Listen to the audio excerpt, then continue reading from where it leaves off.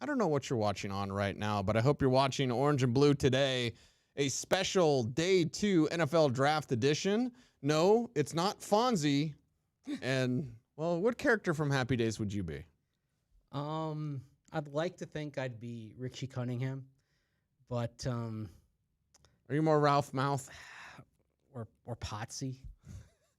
I'm definitely not the Fonz. I can't be the Fonz. I'll be the Fonz with the hair. How about that? You know, maybe I'd be, maybe I'd be Al. I don't know. Running the diner. Okay. I don't know. Or maybe I'd, Chachi? Would you be Chachi? No, I would not be Chachi. Or you know what? No, I got it. Chuck Cunningham. Wow, that's a deep pull. That is a deep pull. That is a deep pull. The brother who just vanished because they couldn't write for the character once the Fonz showed up. Because effectively, when the Fonz became the alpha and omega of Happy Days, what happened was there was no need for Chuck. And so, so those of us who are nerds in this process, we'll keep it alive. Where's Chuck? I mean, you always saw Chuck playing basketball, and then that was it. I mean, there's actually a podcast out there about like sitcom deaths and disappearances. Okay. That Mo Rocca did, and one of the ones they talk about was Chuck Cunningham, right? And like he actually talks to Henry Winkler about Chuck Cunningham, like what came of him. Like did he go on basketball scholarship somewhere? Playing in Europe. Yeah, maybe. Is it something darker, like, he came out as gay in the 1950s, and since it was the 1950s. Right, that was much different. Did Mr. C disown him? I don't know. I mean, I couldn't see Mrs. C disowning Chuck. Exactly. If he were gay. Right. That's the thing. Like, so anyway, you can just go in a lot of places. But yeah, Chuck Cunningham just disappeared. And later on in the show, Mr. Cunningham, Mr. C with the hardware shop, referred to having, two great kids, in Richie and Joni. Right. Where's Chuck? Anyway, I'll be Chuck Cunningham. Okay. This is like late night here. Yes, this is what happens when we get together. It's 11 p.m. and we've been working all day on the NFL draft. We're going to get a little slappy, but it's okay. I said to anyone I ran into, and not many people at Dove Valley, you're the late night trooper over there. Yeah. But the people I did run into I said, this is a good day. Mace, before we get into trading up and all this sort of, like, I feel today was a good day for the Denver Broncos. It was a good day. I mean, it was interesting because if you kind of are looking for evidence that they went with who they felt were the best on their board, not necessarily your board or your board or my board, but their board, right? Then this is it right here, because I know Marvin Mims is where we begin this, and I think the Broncos do have a pressing need for explosiveness and speed on the offense in terms of skill guys. But Drew Sanders really, if you're talking about him being an inside linebacker, and that's where Sean Payton said the vision for him is. Now, he did meet with both inside and outside linebacker coaches with the Broncos in the process of the pre-draft prep, and they're going to give him some looks there, but he's primarily an inside linebacker. And that is a position where there isn't a real clear path to him starting right away, because you have Alex Singleton and you have Joseph Jewell. There's a greater path to more playing time if he's working on the edge, but how much are they going to work with him on the edge if they're going to focus on him at inside backer? That's the question. Yeah, versatility is a must. We're going to get to that in just a little bit, but we're sitting there. I watch Kansas City, and forgive me, I'm going to get the numbers wrong, but I see Kansas City go from 63 to 50 or whatever, 53, whatever it was, and I was like, wait a second, Kansas City's moving. Denver, why can't you move? Denver actually moves into Kansas City's spot with the very last pick of the second round, takes Marvin Mims Jr., wide receiver from Oklahoma. Yeah. Explosivo, if I can go Tenacious D on this program, and yes, I can. Look, we've gone all over the place already, and we're, 5 minutes in? Joni and Chachi and Jack Black. And don't forget Kevin, right? Isn't Kevin the other member of Tenacious D? But either way, you look at Marvin Mims, he teleports down the field. He absolutely flies, and he can take short passes, turn them into long gains. He's a field flipper. He's a return man. I said on air he's the most dangerous Broncos wide receiver right now. He's never played a down in the NFL. He's more dangerous than Cortland Sutton or Tim Patrick or even Jerry Jeudy because they're not going to have a designated X. Yeah. That's why if Jeudy was the X, which I would do, I'd make Jeudy the X, see how good he is, and then get rid of him. But like they're not going to do that. And because they're not going to do that, Mims is likely to be more dangerous. Yeah, I mean, he's the only guy who can stretch the field and generate vertical separation just with his speed alone. Now, there's a lot of work to do in terms of his route running. This is not a great route runner at this point. Is Mims? He can get there though. You got it. We talked earlier today about what can you coach into a player and what has to be there. And we said like on offensive lineman, for example, quick feet. That's something you just got to have.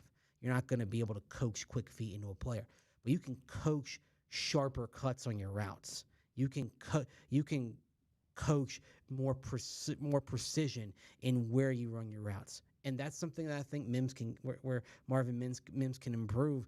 So, check back in a year, see where he is. Right now, he does have the stretch the field ability that no one else does, but there are other aspects to his game that say, all right, he's probably going to factor as wide receiver 4 this year. Although, if you like him enough, do you think about trading Cortland Sutton as you get into day 3 if the offer is right? I don't think you do, but if you want to get Mims on the field, that would be a way to do it. And poor KJ Hamler. I mean, you talk about, we'll get into like guys who are really affected by this draft, but probably the first name that you think of in terms of being impacted by this draft is KJ Hamler. Yeah, the second I think of, not to be mean, is Montreal Washington. Because Mims is a return guy, real return guy. Barring injuries, there's no path for Montreal Washington to the 53. I mean, maybe you keep him around the practice squad and keep developing him, but you'd have to have multiple injuries, not just to Mims, but also to Traymon Smith. Right. Working there as a corner because he's probably the next person up, at least on kickoff returns. There's not a path for Montreal Washington to the 53 right now. What about Mims in the slot? I know that they're going to be 2 tight end sets mostly. We'll kind of touch on the tight end thing a little bit later, but okay, he can play the slot. He also can play outside. I like his versatility. Again, the theme of the day, today's, what is it on Sesame Street? Like today's broadcast is brought to you by the letter V. For versatility and vision. We heard a lot from Sean Payton about vision. What's the vision for each player? Mm-hmm. The vision for Drew Sanders is inside linebacker. We'll get into Riley Moss in a bit. The vision for him is cornerback. And the interesting thing on both Sanders and Moss, and I'm writing about this at denversports.com, is these are 2 players who were not easily classifiable in the draft process, right? I mean, Drew Sanders lines up at inside linebacker. His skill set may be better served on the edge. Right. Riley Moss, corner, safety. You could look at him in either place. They're going to look at him as a corner, but versatility, vision, both of them should be impact players on special teams. And actually, that's another thing.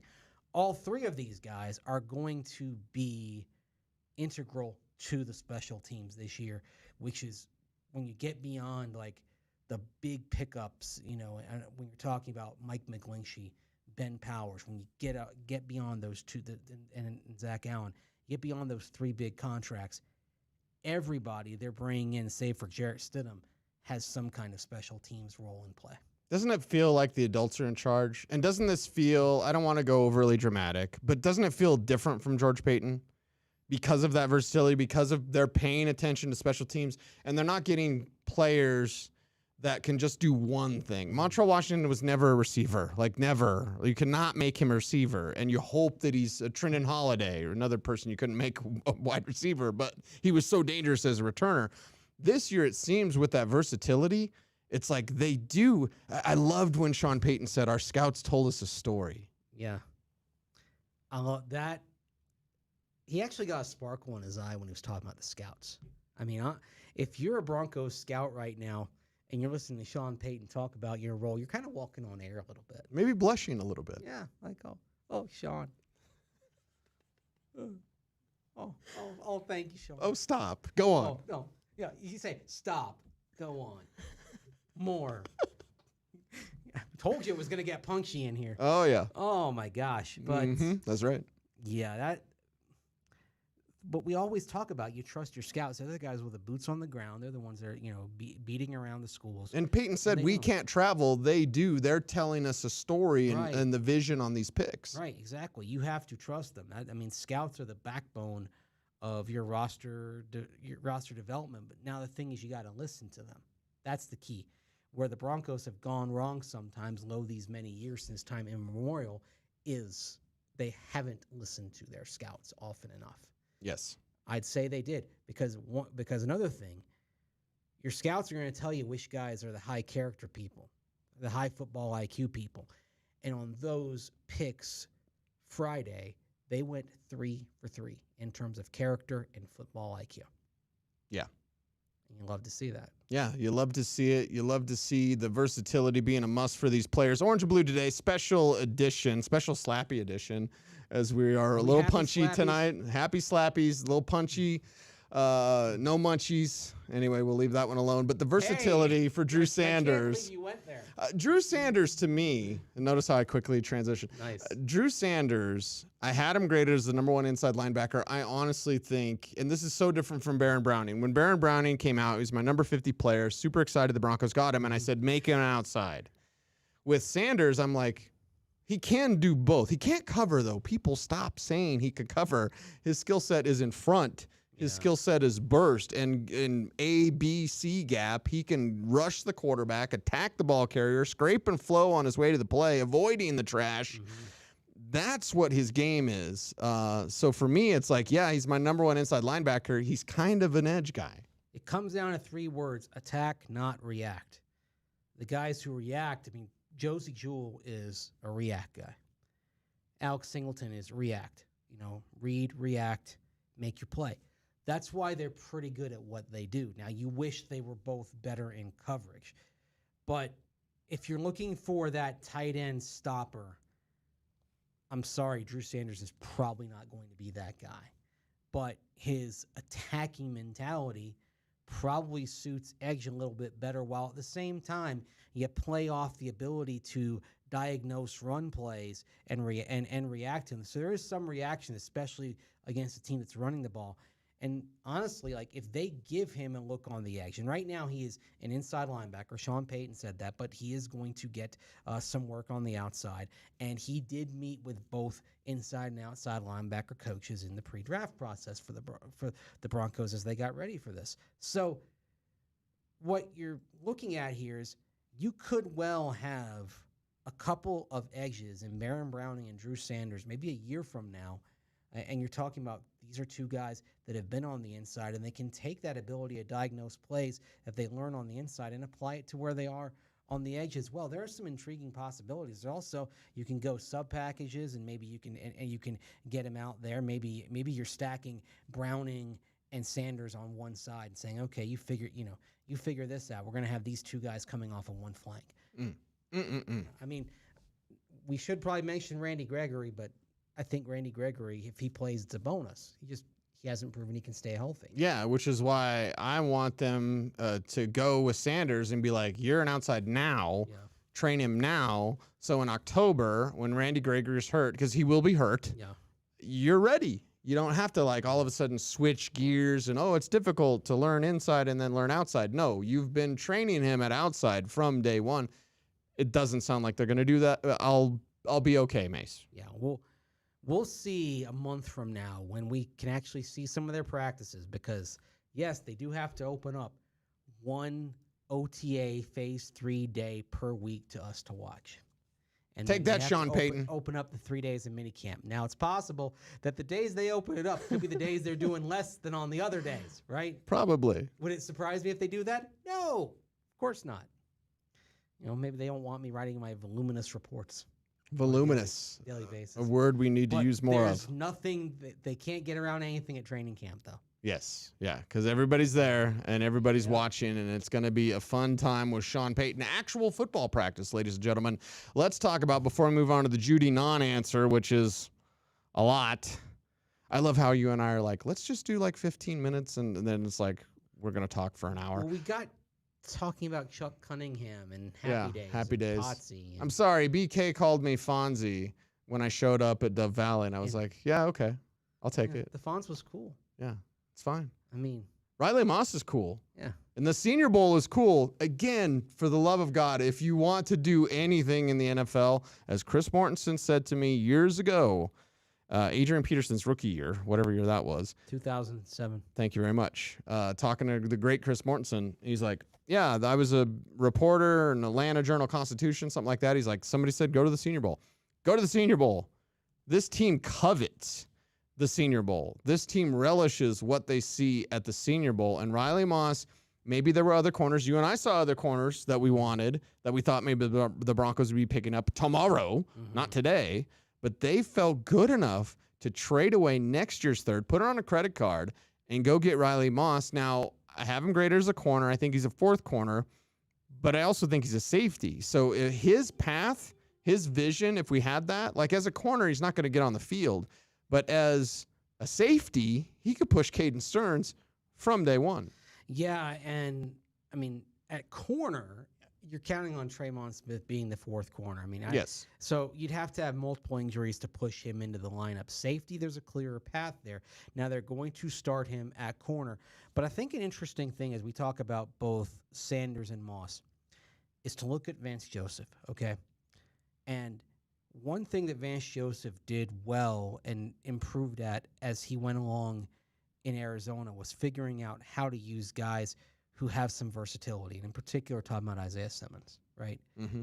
Didn't really have a good grasp on his role early, and that changed. And they kind of moved some pieces around, and they were starting to get an awful lot out of him. So I think now when you look at Sanders and you look at Moss, okay, these two, I don't want to use the word unicorns because they don't necessarily have unicorn talent. Yeah. But they are multifaceted, versatile. I wouldn't say positionless players, but these are guys that you can move around from snap to snap. And when you do that, everyone else kind of has to adjust a little bit, but it allows you to throw some different looks at an opponent that they're not prepared for. I mean, if he drops back, you could basically see Riley Moss being your dime back right away. Right. And super smart, very smart player. That might be like the perfect role for him in year one, is to be the dime backer and just have him kind of rove around a little bit. Mm-hmm. Some call it a rover, some call it a joker. I know Mark Schlereth calls them football playing Jessies, and I think with two of these three picks, they got some football playing Jessies. Yeah, that's a great way of putting it. And I think Virginia Tech called it the rover, and so that's what's kind of always in my head to describe that role. But they're players. That's the thing. I mean, sometimes you can't put these guys into a box, an easily classifiable box, and that can mean you get value because there are a lot of teams that are going to look at Sanders and they're going to look at Moss and they're not going to know what to make of them because they don't have a strictly defined role in the way that other players would. I think this team is being a little bit more creative. That's something that I like seeing philosophically from the Broncos, even though you can debate the merit of the trade because you traded next year's third-round pick and this year's fourth-rounder to move up and take him.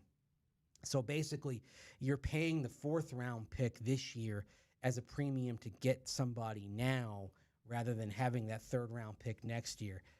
I tend to be of the belief that you can take advantage of teams that overvalue the picks this year compared to next year. Right. The Broncos are going in that opposite direction, but we'll see how it works out. I mean, I can say that I didn't necessarily like the trade specifically, but I think there's a lot to like in this specific player. Mm-hmm. A lot to like in Moss there. We'll see how he fits in with your Denver Broncos. Orange and Blue today, presented by Champ Honda, Cecil Lammey, Andrew Mason. Do you know I watch a podcast on secret pilots? Like hidden pilots. Do you know that when they do a show like Who's the Boss had a pilot for another show? Yeah. Like there are Golden Girls had Golden Palace. So the backdoor pilot. Yeah, and the hidden pilot. Sometimes they become nothing. There was an episode. Yes. There was an episode of that in Star Trek. Mm-hmm. At the end of season 2 where it called Assignment Earth, and they come back to Earth in the 1960s, and it was supposed to be a pilot. Like Terry Garr would have been the co-star of it. That's awesome. Nothing came of it. I'll send you a link on YouTube. Don't go down the YouTube wormhole. Stay with us here on YouTube. Like, comment, share, subscribe, hit the notification bell. We got to talk about Jerry Jeudy. And my mic was hot during the press conference. I did that on purpose because I made fun of some questions like, when the Broncos drafted you, how did it feel? What? Awful, terrible. I hate Denver. Like, what is it gonna say? Sometimes you just gotta stick with a simple question, like or a clear question. Like I asked a couple of guys. You asked a great question. How much contact did the Broncos have with you in the months leading up to it? Yeah. You know, sometimes I like to ask, like I asked Mims, like what area do you feel like you need to work on? Everyone's like, oh, what do you do well? I like to know what you feel like you gotta do better at. Right, right. And he almost didn't answer you in the way that I thought he might, but he did give a bit of an answer. I like the confidence from that young man. And I was praising your questions. Here's the thing, like, how did it feel? Like, at some point, I want somebody to answer that question. Said, what do you think? I mean, you want me to tell you it felt like crap? I wanted to go somewhere else. I didn't want to go to Colorado. No, it's fantastic. I got drafted. I know. Yeah, it's almost like combine questions. I don't know who asked it. I think I know. I'll tell you off air. But I did praise you, and I praised Jeff Legwold. And Arnie. Arnie had a great question. Jeff and Arnie usually. Jeff and Arnie knocking it out of the park. Into their questions. Yes, yes. And Arnie, fantastic, dear friend of both of ours. Yeah. But Jeff Legwold asking the question and the follow-up quickly. Does the drafting of Mims mean you're not going to pick up Jerry Jeudy's fifth-year option? George Paton gave him a non-answer, which means what, Mace? Look, I have trouble. I have trouble with this, okay? And what was Payton's answer exactly? I mean, we're just focused on the draft right now. Yeah, the focus on. Okay, all right. I'm sorry, and I like George Paton, okay. But that answer was nothing. It was like a glass of air, okay? You're telling me you can't think about the fifth-year option because you're focused on the draft? I mean, that's something that ideally you've been discussing at some point, even just a random chat that you've had at the cafeteria for some time, right? I think what that tells me is they've decided they're not sharing it right now because they don't have to. But if they were going to give him the fifth-year option, I imagine they would have said it. Yes. So, like, I hear that, and I think they're likely to not give him the fifth-year option. And if that's the case, you know, is the trade market still open, even though you're talking about value for next year's draft? I mean, who's to say? Are you doing the bad thing? And I may get this analogy wrong, so please correct me if I am wrong. Are you cutting your nose to spite your face? Because it's like I said earlier, I would just give Jerry Jeudy the ball. I'd put him at backside X. Hey, Jerry, pay attention. Don't check out because you're not the first read. Like, pay attention. We're going to feed you. I'd feed the hell out of him, see what you get, see how good he can be, and then maybe trade him. It seems like with the Mims pick, we're either somebody's not playing or somebody's getting traded. Yeah. And, I mean, I think the most logical trade candidate at this moment is Courtland Sutton.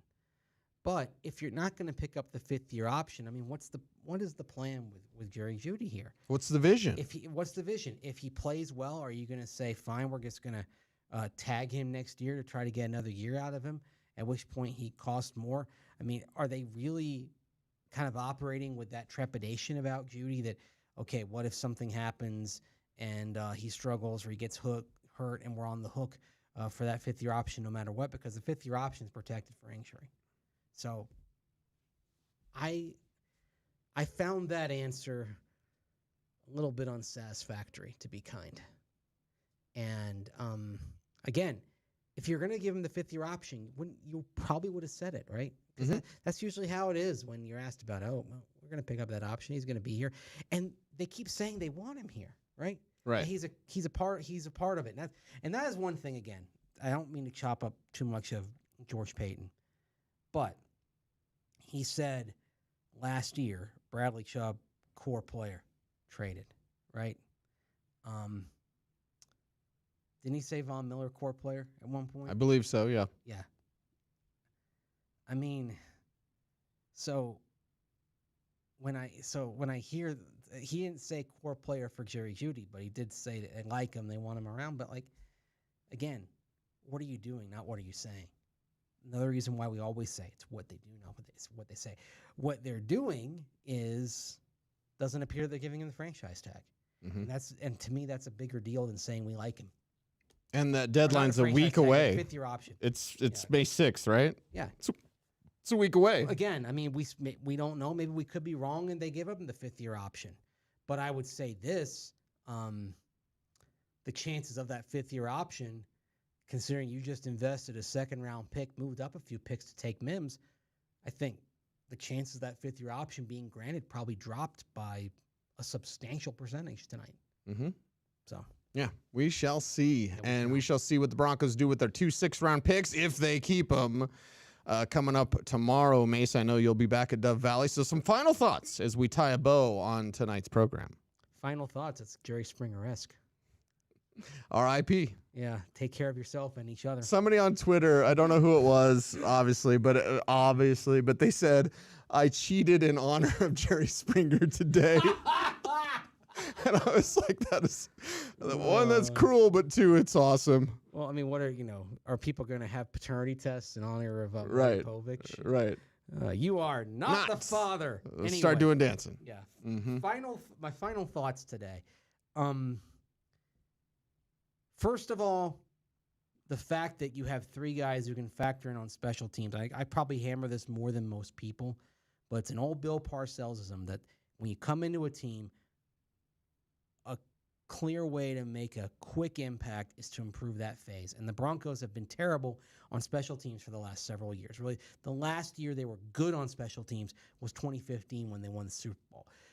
They have spent this offseason improving that phase. It's going to be better, and I think they're going to steal a couple of games because of that. And they're going to maximize their potential better because of that.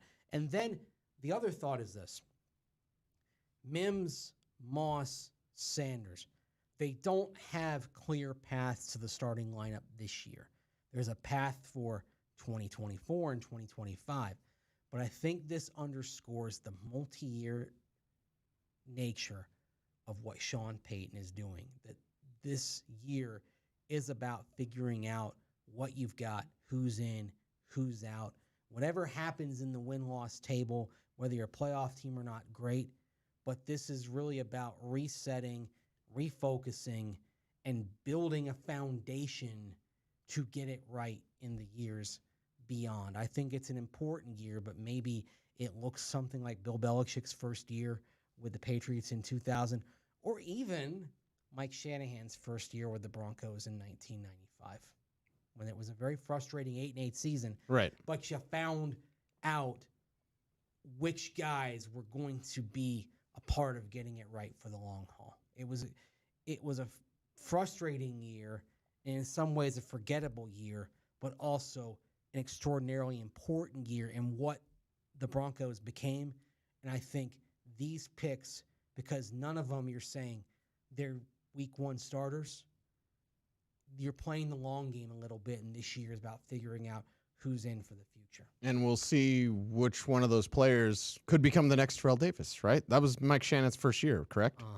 1995, 6th-round pick. And was what? Rod Bernstein and Glenn Milburn were the starting running backs at the time. They'd gotten rid of my guy, Leonard Russell, after only 1 season because he averaged 3 yards a carry. But I don't know why I like Leonard Russell. He's one of those players, like, when you just look back, you're like, man, I loved Leonard Russell.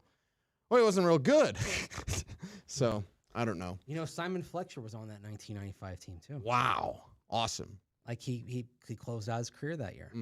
I will say this. I think these type of picks ensure George Payton sticks around. It's a future vision pick, and the future vision of that George is going to continue on building the vision of Sean Payton. Yeah.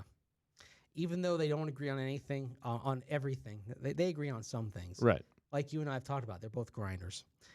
But it was admitted tonight that Sean wants to spend and George wants to save. You know what? Sometimes the opposites in some ways can make a nice marriage. You know, 2 steps forward, 2 steps back, 2 steps back. I'm fumbling over the Paula Abdul lyrics here. They come together because opposites attract. I wish I had nailed that. Yeah. 2 steps forward, 2 steps back. They come together because opposites attract. And you know, It ain't fiction, just a matter of fact. We come together because opposites attract. Who'd have thought they'd be lovers? One makes the bed and one steals the covers.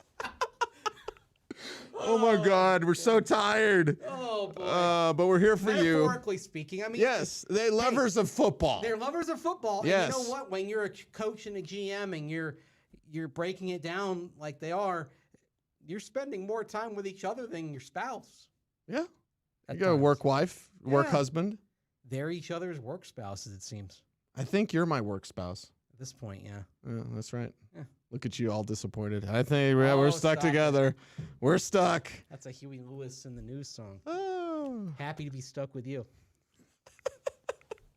We could just keep going. This could turn into a really, really bizarre show, like fast. This got weird Yeah. in a good way. But It's it only got weird if you make it weird. Yeah. He's Andrew Mason. You know what to do. All those things. Stuff, things, YouTube. Like, follow. Keep watching. We appreciate y'all. Yeah, watch to the end. Our lights are going out. Our pets' heads are falling off. That's a sign that it's time to go, I think. Well, we've always said, well, why can't you do a longer show? They're worried about the lights going out. Our lights are going out. Can someone pay the bills? Get us some batteries. Get us some lights to plug in, We please. got to recharge them over the weekend, I guess. Or are they battery? I don't know. They're battery packs. Oh, my gosh. Yeah. It's flickering. blinking. It's blinking. Is that showing up on this? Maybe. I don't know. Gosh. All right. Get some sleep, everybody. Mace, have a great day tomorrow. You too. Everyone out there, be safe, be kind, know that you are appreciated. Stay tuned, and as always, please stay frosty.